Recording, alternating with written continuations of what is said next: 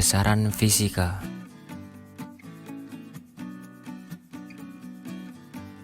Besaran fisika adalah sifat benda atau gejala alam yang dapat diukur. Besaran pokok terdiri dari 7, yaitu panjang untuk mengukur panjang benda, massa untuk mengukur massa atau kandungan materi benda, waktu untuk mengukur selang waktu dua peristiwa atau kejadian,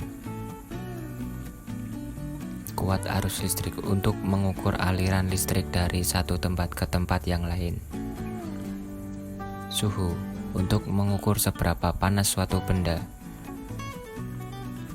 intensitas cahaya untuk mengukur terang cahaya yang jatuh pada benda, jumlah zat untuk menghitung jumlah partikel pada benda.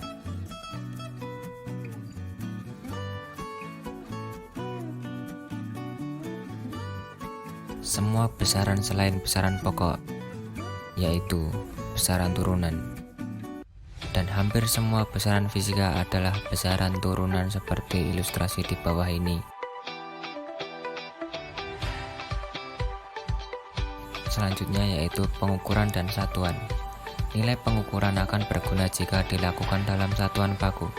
Satuan baku adalah satuan yang diterima secara umum dan terdefinisi dengan pasti nilainya. Misalnya meter, kilogram, kaki, inci, dan lain-lain. Satuan internasional atau SI. Ini adalah tabel satuan internasional.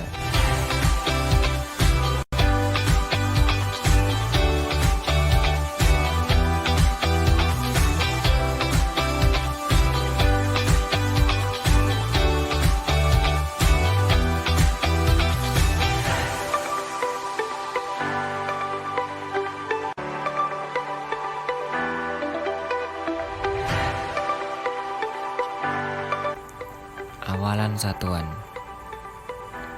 Berikut ini adalah tabel awalan satuan.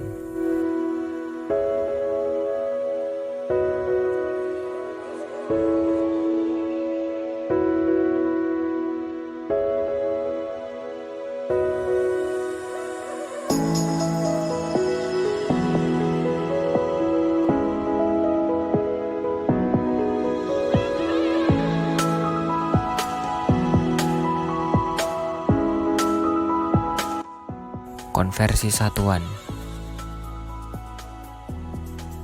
Ini adalah contoh konversi satuan berat.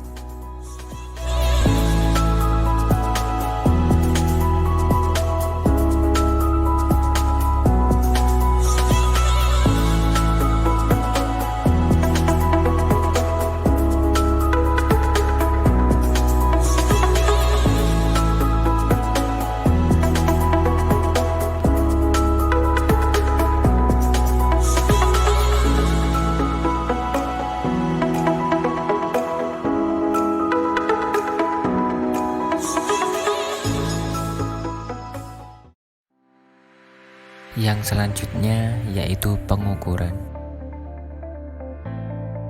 Salah satu contoh pengukuran yaitu mengukur dengan menggunakan jangka sorong. Utamanya adalah yang ditandai dengan warna merah ini. Jika kita lihat pada yang bagian merah ini, kita peroleh nilai skala utamanya adalah 2,4 cm.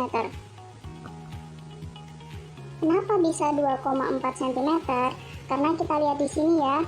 Di sini ada angka 2, kemudian berikutnya ini ada garis-garis kecil berjumlah 4. Dan di sini ada angka 3. Maka antara 2 sama 3, terus di sini berapa? Berarti 2,1, 2,2, 2,3, 2,4. Makanya untuk nilai skala utamanya itu adalah 2,4 cm. Untuk nilai skala nonius ditunjukkan oleh garis yang berimpit antara skala utama dan skala nonius. Nah, mana garis yang berimpit antara keduanya? Garis yang berimpit ditunjukkan oleh ini ya. Ini adalah garis yang berimpit, sedangkan yang lainnya ini kan tidak berimpit antara skala utama dan skala nonius. Yang berimpit itu adalah yang ini yang ditunjukkan oleh garis putus-putus. Nah, karena kita mencari nilai skala nonius, nah karena yang berimpit yang ini, kita lihat yang bagian bawah ini. Nah, garis yang ditunjuk itu merupakan garis yang keempat. Di sini 0, di sini 5, otomatis di sini adalah 4. Maka kita peroleh skala noniusnya itu adalah 4. Lalu kita kalikan dengan 0,01 cm, yaitu tingkat ketelitian dari jangka sorong tersebut. Sehingga kita peroleh SN-nya atau skala noniusnya itu adalah 0,04 cm. Untuk hasilnya, hasil dari pengukuran jangka sorong ini merupakan hasil penjumlahan antara skala utama ditambah dengan skala nonius. Ini adalah hasil dari pembacaan jangka sorong ini. Nah, skala utama yang kita dapat tadi adalah 2,4 ya. 2,4 ditambah dengan 0,04. Semuanya satuannya cm ya. Berarti hasilnya adalah 2,44 cm. Nah, ini merupakan hasil pembacaan jangka sorong yang sebelah sini. Selain mengukur panjang menggunakan jangka sorong, kita dapat mengukur hal lainnya seperti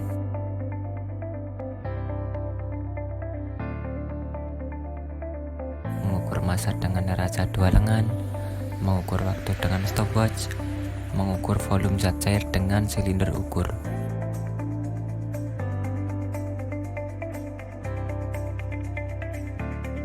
Yang terakhir adalah pengolahan data.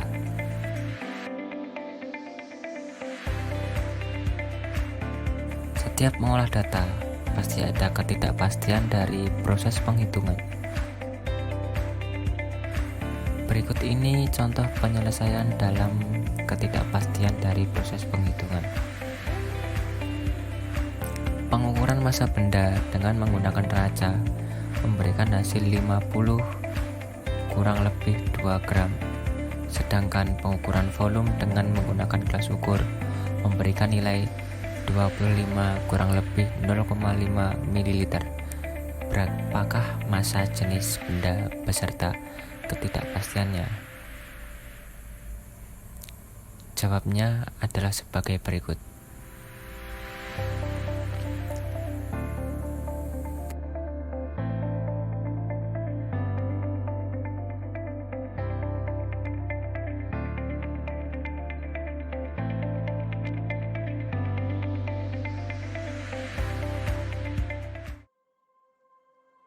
Pengukuran berulang. Ketidakpastian pengukuran berulang tidak menggunakan nilai skala terkecil alat ukur tetapi menggunakan besaran yang bernama variansi. Variansi S didefinisikan sebagai berikut.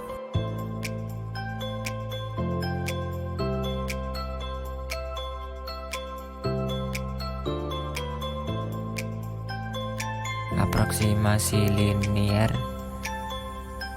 adalah aproksimasi dari fungsi umum menggunakan fungsi linier.